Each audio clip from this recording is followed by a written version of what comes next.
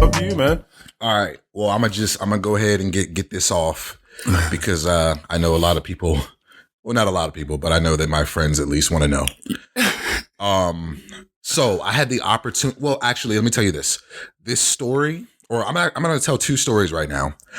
They both have to do with personal space.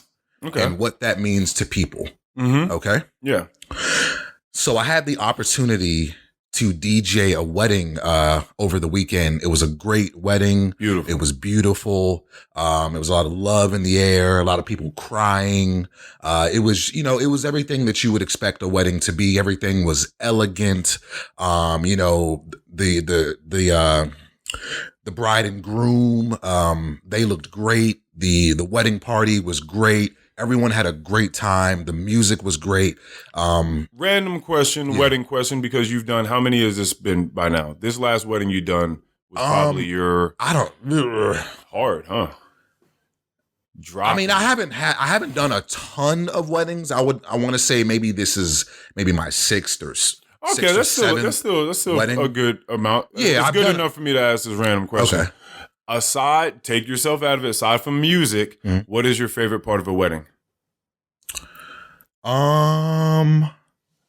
You said a lot of people crying, and I thought of one thing, but I'm thinking, what do you think? I think honestly, I think it's just the togetherness, the family. Okay. You know what I'm saying? Okay, so it's like pretty much. Yeah, I enjoy any time I can just get together with a big crowd of my family. Okay. So it would probably be that. Well, I mean, your family, but if you're at a wedding DJing it. Okay. You still get that vibe in the air. That feeling of togetherness and love. You get to see other people doing it. And you identify with it. You know what it's like to be with your family. Yeah, definitely. Okay. Honestly, I be feeling like I'm part of it. Like when I'm there, I feel like I'm part of the family. Like I just, because a day like that is only shared between a certain group of people. Mm-hmm. Like you might, a nigga on the outside might see some pictures, but like that, the people that were there that day, you know what I'm saying? It was for their eyes that only. They will share. Yeah. In a way that the people watching it on social media will not be able to share. Yes, exactly. Of course. Exactly. Of course. So like I said, great wedding. Everything was great. I'm going to tell you about a part of this wedding in which I felt like somebody was ready to whoop my ass. So this is what I've been waiting on. I've said a lot of great things about this wedding. Yes. Now I'm going to take you to a place that's a little different. Okay. This is the underbelly. This is the exact same as Las Vegas with the glitz and glamour above the street, and then below it in the sewers is a civilization of people living. Right. This is the same thing. At any moment where there's just beauty, there's also that other side where there's some fuck shit going on. So if you've ever been a part of a wedding, you've probably experienced a little in-wedding drama. You know what I'm saying? Doesn't necessarily make the cut of being on film or in a picture, but but a little wedding drama. I think it happens. It happens. So at this point, we've already done the ceremony, and we're getting ready to introduce the wedding party into the reception. And that's something that I usually do. I get to know not get to know them, but I get to know their names. Right. Just trying to make sure I get everybody's names right in the order that they're coming in. Mm-hmm. So I'm out in the little hallway. We're getting ready to do the introductions. I'm making sure I've gotten everybody's names correct. As I'm going down the list. Oh my God. As I'm going down the list, there's one guy that is just kind of like not facing me, facing the other way and just kind of just talking and talking and talking. Not a big deal, but I need him to pay attention at this point because I need to make sure that I'm getting his name right. His name wasn't hard, but at the end of the day, I just need this man to pay attention. Okay. You know what I'm saying? We're trying to just make sure things are orderly here. Okay. And I would just generally appreciate if everyone there's a natural flow of procession. Attention. Yeah, exactly. Yeah, exactly. And you would like him to respect that. Yeah, that's it. And I don't think I was asking that's for unreasonable. A lot. Yeah, I don't think I was asking for a lot. So as I said, the theme behind these two stories I'm going to tell is personal space. He wasn't paying attention to me. And I needed him to. So I gently, and I say gently because I need you to understand that it was gently. Okay. I gently grab his arm. He wasn't facing me. He didn't know it was coming. Nothing like that. I gently go and I wrap my hand around his arm. Okay. All right. I'm taking a lot of information in right now. Okay. This man turned around. He was like, yo, don't be touching me like that. And I'm just looking at him and I'm just like, yo, my bad. Like, you know what I'm saying? Like, because I damn sure didn't mean it like that. He turns around with all the hostility you can imagine. Yo, don't touch me. Don't be touching me like that, yo. You know what I'm saying? And I'm just like, like I said, I'm just like, oh, I'm a little taken aback. I wasn't expecting that type of reaction. We're at a wedding. I'm the DJ trying to get your attention. You didn't say anything as you grabbed him, or you just grabbed it? No, I didn't say anything. I didn't say his name or nothing like that. I just kind of grabbed it. You got a large ass hand too. That's got to be factored in. I'm serious. I'm dead ass serious. That is that's a factor. Because if it's a little like dainty hand, you know he's a man. He's gonna okay. Like what's this little itty bitty person want with me, right? But you get a large hand. Without any sort of notification that the hand's coming or that someone's trying to get your attention. Although, again, you are at a wedding. Like, everything has been beautiful the way you described it. Yeah. I mean, you're at a wedding, so it's nothing but love in the air. Yeah. So for that to even trigger you that way is interesting because clearly this person is not he doesn't frequent places where there's love in the air. Maybe. because places that I'm at, people I hang out with, that's not triggering hey, yo, don't touch me like that. Not in a situation like that. Not in this particular place at this particular time during this particular event. Right. All of that does matter. Yeah. We just talked about security and all the different factors that come together that make someone feel secure in any given moment a thing. And you would assume that this would be the type of position that would make someone pretty secure. Right. I'm at a wedding, bunch of loved ones, we're having a great time, we're doing the procession, DJ's up here trying to do his thing. I'm not thinking someone's about to grab me and try to fight me. Right. But clearly he was looking at you like lunch.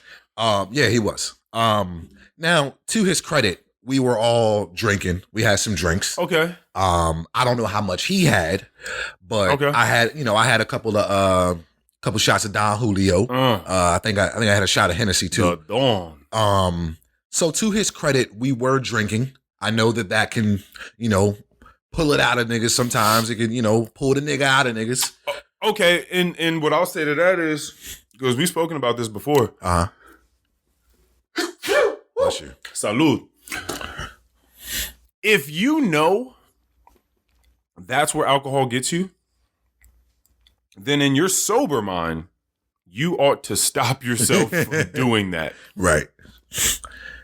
We're at a wedding. Yeah, of course you want to enjoy yourself and have a good time because that's what everybody's doing. Yeah. That's what this day is supposed to be. It's celebration, But yeah, if that's how you get, then you just can't. You can't drink. I hate when people use that as an excuse. Oh, well, they was drunk. Well, then why didn't their sober mind? How long have they been getting drunk? How old is this person?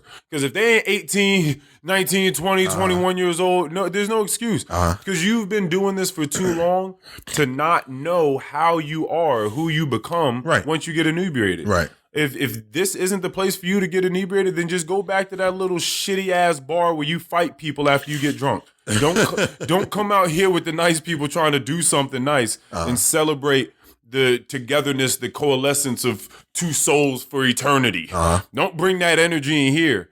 Yeah. Go back to your shitty little place. So be shitty with the rest of them shitty people. So he turns around with the whiplash effect. You know what I'm saying? Mm-hmm. I don't know if you ever seen that meme with Lawrence Fishburne when he just kind of like, That's how that nigga looked at. Like that's how the nigga reacted to me. Right.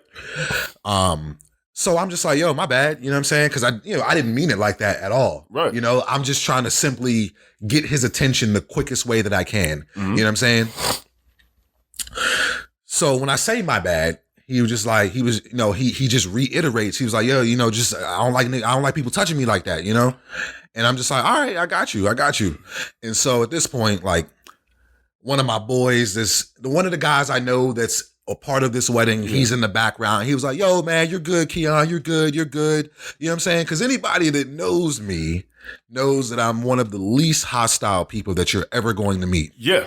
Clearly, this guy didn't know me. He didn't know me. He didn't know. But I had to stop myself and I had to think about it. And I'm just like, well, Keion, you don't know him either. That's very true. You don't know him. That's very true. And you don't know that he doesn't like being touched. And I got to respect that. That's very true. I got to respect that. That's very true. Do I think it warranted that kind of reaction? Mm-hmm. Not really. Yeah. But I got to respect that this man doesn't like being touched. Exactly. So for you felt like it's okay for me to get his attention this way. Mm-hmm. He probably would have preferred, you kind of come around to the front of me. Hey, man. Hey, maybe a tap on the shoulder. Maybe not a tap on the shoulder. Maybe don't touch me. Maybe do not put your hands on my body, period. Yeah. And that's it. And that's the curiosity that, again, drives our thinking, that drives the way we are like, okay, well, let me think about this. Let me think about the things that Earl and I have talked about. Okay, security, personal space, curiosity, understanding of people. Like, okay, compassion. All these sorts of things come into play because you're right. I just had somebody the other day asking me about this. They were like, somebody was being a dick to me. Is that cool? Is that okay? Even though possibly they're having a bad day and I don't know about it since but does that warrant their activity? Right. Does that let them off the hook to do whatever it is they want to do now? How do we gauge that? And what I'm telling you the same thing I told him, which is I don't assume I know, like I know everyone's going to die. This is one of those sort of axiomatic truths for all human beings. I never know everything in any given situation. Mm-hmm. I never have all the pieces to the puzzle in any given situation. So even though it may not, whatever he's going through or who he's been in his past, whatever, maybe that doesn't necessarily warrant going out and being a fucking psychopath and running up on people if they tap you or whatever the case may be. Right. That's fine. But I also have to understand that I just don't know. And we've talked about the power of knowing that you don't know. Right. And it's just a great one. Yeah. It's a great power to harness. I just don't know what's going on. Let me just wrap this up real quick. Do it. So at this point, I didn't necessarily apologize. I guess I did. I said my bad. Mm-hmm. So, and I said one of my boys in the back was kind of like, yo, man, you're good, Keion, you're good. Just trying to like, I guess, I don't know. De-escalate the situation as best he could without really taking sides. Right. Yeah, because he didn't want that dude to turn to him and be like, what's up? Yeah, what's up? Maybe you not good. And take both of y'all. So I got bridesmaids looking at me kind of like, with the wide eyes, like, yo, this nigga wilding over here. Yeah. And I'm just kind of over here like, just smiling like, what do you want me to do? Yeah. And so I even took it a step further. I was like, after I had gotten done with the roll call and everything, I said again to him, I was like, hey man, I didn't mean any disrespect by that. I was just trying to make sure I had everybody's attention so we could get through this. And he was like, yo, I don't like people touching me. You know what I'm saying? Like, you over here trying to manhandle me, yank me up. Whoa. And at that point, this is the third time he has said to you that he doesn't like being touched, and then he added the manhandling. And he added the manhandling. Trying to yank me up part. And that's why you made it certain that we all know that it was a large hand placed on his arm or shoulder, but it was a gentle hand. Yeah, but at the end of the day, like when I grabbed him, even if I at the most, this is all he got from me. He might have felt the grip from my fingers. Yes. Going into the texture of his seat. Yes. Okay. But there was no. But to say yank. There was no yanking. There was no pulling. Yeah, there was no because that's too much. It is. I'm not even doing that. To pull him. I'm not pulling on this nigga. Yeah. Like just so he would know that my presence was there. Mm-hmm. You know what I'm saying? It was more so on like the bicep area. Right. Just simply so he would know my presence was there. So yeah, I like I said, for a third time, I was like, yo. I didn't mean no disrespect by that. And he was just like, yeah, I just don't like when people, just yanking on me, manhandling me. And I'm just like, at that point, I was ready to just exit the conversation because that didn't even happen. And I was probably not going to get through to him. So I was just like, at this point, it's whatever. I'm going to go back in here. So we do the introductions. Most people in there have gotten a plate of food by now. I see him approaching the DJ booth. And in my head, I'm just thinking like, all right, maybe he's coming over here. We can just, hash this out and dead the situation. You know what I'm saying? Clearly he felt a certain way about what I did. Why is this going on for so long? That's what I'm thinking. Why is there a part 4? That's what I'm thinking. I'm thinking, he's coming over here to just make sure that, me and him are cool. You know what I'm saying? Right. Which I thought would have been a respectful thing for either of us. It would have been a mature thing to do. Yeah. I wasn't going to do that because I felt like I already made my point in the hallway when I tried to talk to him like 3 times. Right. When I was telling him that what I did, there was no malice behind that. Indeed. You know what I'm saying? So I wasn't going to do that. But when I saw him approaching me, I thought maybe he just wanted to just make sure the situation was dead and everything was straight. No. This man came up to me with his plate and was like, hey, you know where we put the plates at? And I'm just like, I have no idea. Because I'm not part of the catering staff. I don't know why you would ask me that. All these people in here in button-ups and vests, serving plates, taking plates up, refilling water, and you ask me where the plates go. I don't know. And that's the last interaction I had with him. But do you know where to play? Okay, so I can take that in 2 ways. Because clearly you took it as you're trying to play me right now. You're a little bit. You're coming up to me and asking me. I didn't take it to the heart. Okay. But I was just like, that's just a dumb question. Yeah, because it'd have been wild if he just brought the plate up there and just set it on the DJ booth and just it just walked off. Oh my just God. set his dirty plate. You got a little bit of coleslaw dropped on your mixer. Some baked beans on your laptop.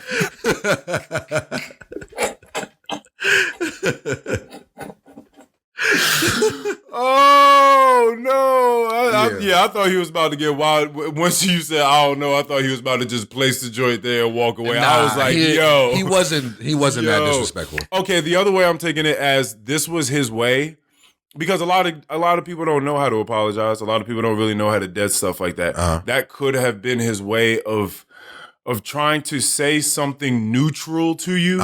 So that you knew you guys were good. That was his way of saying like, "Hey, we good, right?" I guess. Like, "Hey, man, where the plates go?" I could easily ask one of these people, but I'd much rather come up to you and ask you to let you know, like, we cool. If that, it's a weird way of doing it. If that was the case, I would much prefer him just use his words. No, of course. But you're coming from a certain level of maturity, and you're expecting that out of people, and I get it. It would be nice. It would be nice, but it's just not that simple. Yeah. Have you heard of the word confabulate? I don't think I have. Confabulation. This is in psychiatry, the replacement of a gap in a person's memory by a falsification that he or she believes to be true. So I talked about this actually yesterday with my friend. Shout out Will, whoop, whoop. Neuroscientists, doctors, they've gotten together, they're working on people's brains, and they're picking and choosing what parts of the brain they want to learn about and how to engage with it. And they've done tests and studies where what they'll do is they will, I don't know if this is by actually tapping the brain or using electric nodes to engage with certain parts of the brain, but they would engage with certain part of a human's brain that would make the person move their arm. Mm-hmm. After the person moved their arm, the patient moved their arm, the doctor would ask them, hey, why did you just move your arm? And the person would always come up with something. Oh, I just had like an itch over here. Oh, like this happened. And only the doctors, only the professionals know that's not why you moved your arm.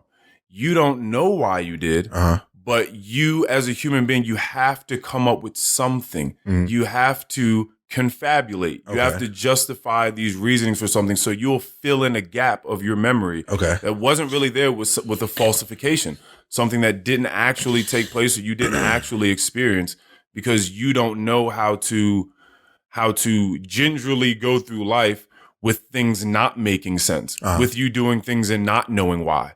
So we make these false justifications for things that we do. I think that that's what this man did. I think he confabulated. I think that he felt coming on a yank, right, on his arm. And so when he's like, yo, I don't like people touching me like that. Like, you over here trying to yank me up, and you put your gentle hand on him.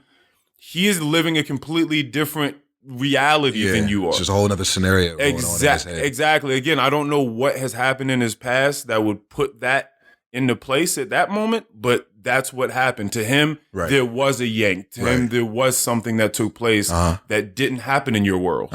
And so I think that that's kind of what happened. It's wild. Yeah, it is. The human mind is wild.